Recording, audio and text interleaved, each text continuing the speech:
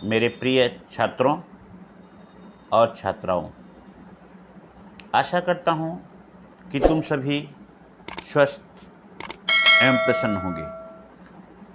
आज मैं बड़े घर की बेटी प्रेमचंद द्वारा लिखित कहानी का अवतरणों पर आधारित प्रश्नोत्तर करने जा रहा हूँ। पेज नंबर 34 पे तुम लोग देखोगे। पेज नंबर, ध्यान से देखो, पेज नंबर 33 यहाँ पे है। न तो यही चाहते थे कि ऋण का बोझ बढ़े और न यह स्वीकार था कि उसे अपने को भाग्यहीन समझना पड़े। एक बार फिर से देख लो लाइनिंग। न तो यही चाहते थे कि ऋण का बोझ बढ़े और न यह स्वीकार था कि उसे अपने को भाग्यहीन समझना पड़े।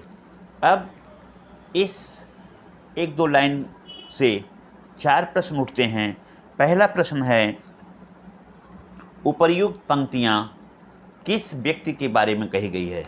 उपर्युक्त पंक्तियाँ किस व्यक्ति के बारे में कही गई है?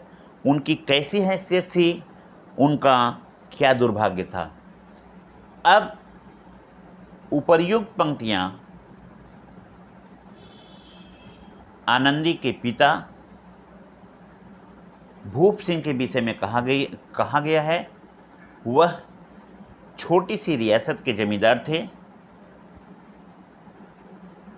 उनके घर, नौकर, चाकर, घोड़ा, गाड़ी, 3 कुत्ते, बाज, झाड़ के फानुस आदि उनके पास थे।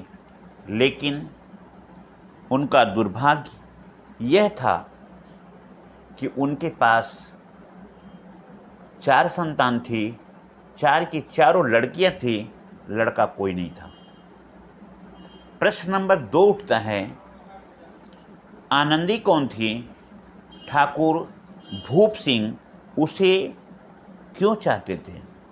एक बार फिर से दोहरा दे रहा हूँ प्रश्न, आनंदी कौन थी?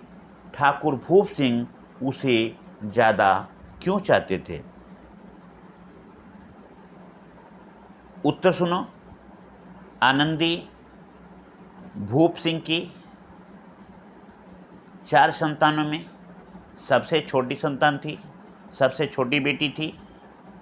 वह रूपवती, गुणवती, धैर्यवती, बुद्धिमती इत्यादि गुणों से भरपूर थी। भूप सिंह अपने चारों बेटियों में उसे सबसे ज़्यादा इसीलिए प्रेम करते थे कि उसमें उनकी अन्य तीनों बहनों से ज़्यादा गुण विद्यमान थे। विशेषकर उसकी सुंदरता और उसकी कोमलता पे वह मुग्ध थे। वह कभी यह नहीं सोचे थे कि उसे दूसरे के घर जाना पड़ेगा, क्योंकि वह सबसे छोटी थी। जैसा कि स्वभाव ही होता है, लोग छोटों को सोचते हैं कि हमेशा वह अपने घर में रहेगा, लेकिन आज वह बड़ी हो चुकी है, विवाह के योग्य हो चुकी है। उसको देख करके उन्हें थोड़ा सा यह लग रहा है कि उसकी शादी कहीं ऐसी जगह करे जहां उसे किसी भी तरह की कमी न हो।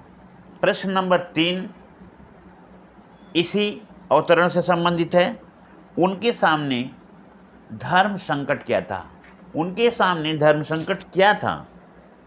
यहाँ उनके सामने का मतलब ठाकुर भूप सिंह के लिए है। ठाकुर भूप सिंह के लिए धर्म संकट का विषय यह था, वह छोटी सी रियासत के जमींदार थे। यद्यपि उनके घर में नौकर चाकर थे, हाथी, घोड़ा, गाड़ी, बाड़ी, कुत्ते, झाड़ फानूस आदि सब उनके पास थे, लेकिन आमदनी उनकी कोई बहुत ज़्यादा नहीं थी। उनकी बेटी आनंदी लाड प्यार में पली थी। वह चाहते थे कि उसकी शादी ऐसे घर में हो जहां उसे सभी प्रकार के सुख मिल सके, लेकिन उसके शादी में खर्च करने के लिए कर्ज न लेना पड़े, जिससे कि कर्ज का बोझ उन्हें उठाना पड़े। इस तरह एक तरफ तो वह पैसे को देखते थे, दूसरी तरफ यह चाहते थे कि उनकी बेटी आनंदी जिस माहौल में अपने घर में पली बढ़ी हुई है, उसी तरह से वह जिस घर में जाए वहाँ पे सभी प्रकार के सुख सुविधाएं उसे मिले। यहाँ पे दोनों बात एक दूसरे के विरोधी हैं कि पैसे भी खर्च कम करने पड़े और शादी भी अच्छे घर में हो। इस तरह से यही बात उनके लिए धर्म संकट का था। अब प्रश्न इस पर चौथा निकलता है कि ठाकुर साहब ने अपनी बेटी का विवाह श्रीकंठ से करने का निश्चय कब तथा क्यों किया। अब इस प्रश्न का उत्तर मैं तुम्हें दे रहा हूँ, सुनो। एक दिन श्रीकंठ ठाकुर भूप सिंह के यहाँ दशहरा के चंदा के लिए आया था। ठाकुर साहब श्रीकंठ की सज्जनता, शालीनता, उसकी धीरता को देख करके काफ़ी प्रभावित हुए। उन्होंने अपने मन में यह विचार किया कि यह मध्यम वर्ग का प्राणी उनकी बेटी के लिए बहुत ही योग्य है। इसलिए उन्होंने श्रीकंठ के साथ में अपने बेटी आनंदी का शादी कर दी। इस तरह से इस अवतरण पे आधारित 4 प्रश्नों को मैंने तुमको दिखाया और 4 प्रश्नों का उत्तर दिया। आशा करता हूँ कि समझ में आ गया होगा तुमको। अब मैं आगे चलता हूँ। अवतरण ठीक उसी तरह से अब तुम देखोगे पेज नंबर 34 पे मैं तुमको ले चल रहा हूँ।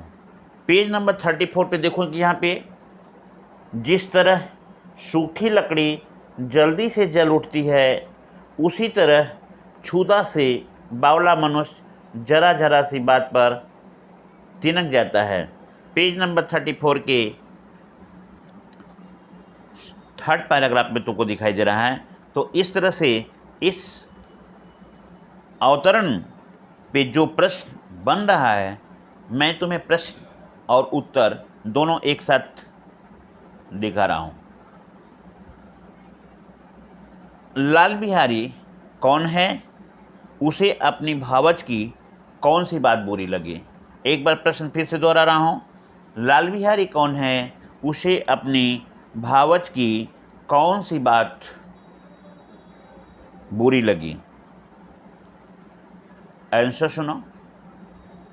लाल बिहारी गौरीपुर के बेनी माधव सिंह का छोटा बेटा है। वह श्रीकंठ का भाई तथा आनंदी का देवर है। एक दिन दोपहर में लाल बिहारी 2 चिड़िया मार कर लाता है और भावच से कहता है, भावच भूख बड़ी तेज लगी हुई है, तू जल्दी से चिड़िया बना करके दे दे। भावच लाल बिहारी को बहुत मानती थी। वह तुरंत जो है चिड़िया पकाने लगी और कुछ ही देर के बाद चिड़िया पका करके उसे खाना दी। जब लाल बिहारी ने देखा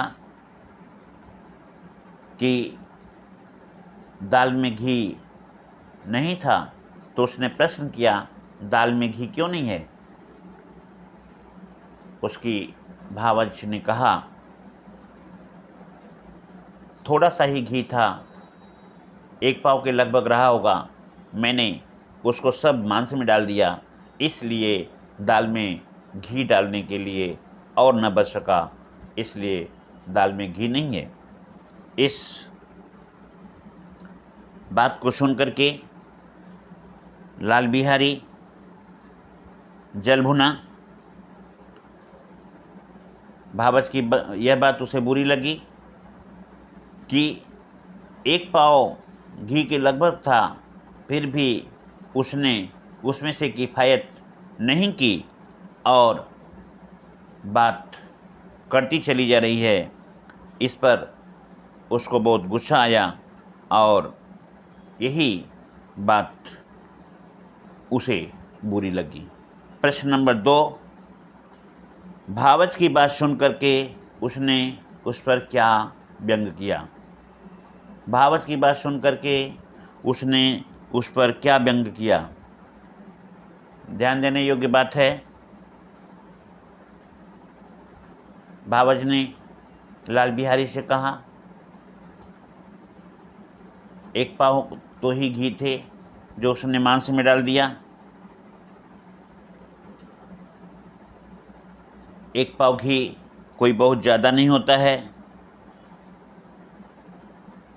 अब वह कहाँ से घी उसके दाल में डाले, यह बात उसे बहुत बुरा लगा और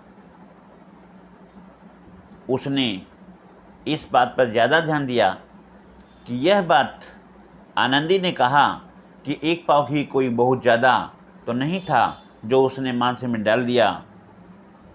तब उसने कहा कि जैसे लगता है कि उसके मैके में घी दूध की नदियाँ बहती है।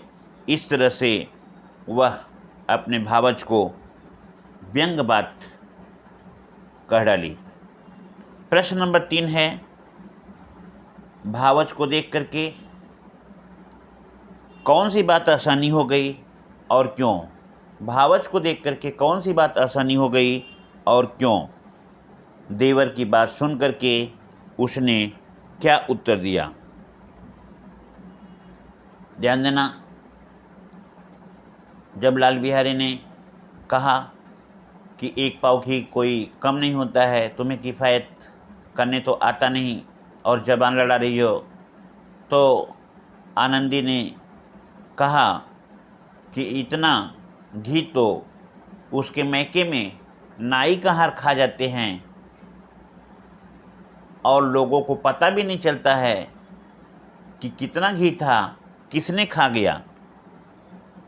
इस बात पर वह तुनक गया। यही बात लाल बिहारी को असहनीय लग गया। वह भावच को अर्थात अपनी भाभी आनंदी को जुबान लड़ाता देख करके थाली पटक दिया और उसने कहा कि चाहता हूँ कि अभी तुम्हारी जीभ खींच लूँ। इस पर भावच ने उत्तर दिया कि यदि इस समय वे होते तो तुम्हें मज़ा चखाते। यहाँ पे वे होते कहने का तात्पर्य है, यदि इस समय लाल बिहारी के बड़े भाई आनंदी के पति श्रीकंठ होते तो वह जिस तरह से बात कर रहा है, जिस तरह से अपने भाभी से जबान लड़ा रहा है, वह उसे उसकी सज़ा अवश्य देते। अब प्रश्न नंबर 4 है तुम्हारा, लाल बिहारी ने अपना आक्रोश किस प्रकार प्रकट किया। ध्यान देना। लाल बिहारी की बातों को सुन करके उसकी भाभी आनंदी उससे पीछे नहीं हटती है। वह भी उसके बातों का उत्तर देती हैं और उसे यहाँ तक भी कहती हैं कि यदि आज उसके भाई होते तो उसे मज़ा चखाते, जो इतनी बड़ी बड़ी बातें वह अपने भाभी से कर रहा है। लाल बिहारी को और गुस्सा आ गया। लाल बिहारी ने खड़ाऊँ खींच के अपनी भाभी आनंदी के सिर पर मारा। यह तो अच्छा हुआ कि आनंदी ने अपना हाथ सर के पास में रख करके खड़ाऊ को रोक लिया, जिसके कारण से उसके उंगलियों में चोट आई, लेकिन सिर उसका फटने से बच गया। इस तरह से वह अपने को संभाल ली, अपने चोट लगने को रोक ली। लेकिन फिर भी वह लाल बिहारी आक्रोश में यह भी कह बैठा कि आज वह जिसके गुमान पर इतना इतरा रही है, इतना घमंड कर रही है, कल मैं उसे भी देख लूँगा और इसे भी देख लूँगा। इस तरह से यह कहता हुआ वह थाली पटकता हुआ अपना घर से बाहर निकल गया। अब मैं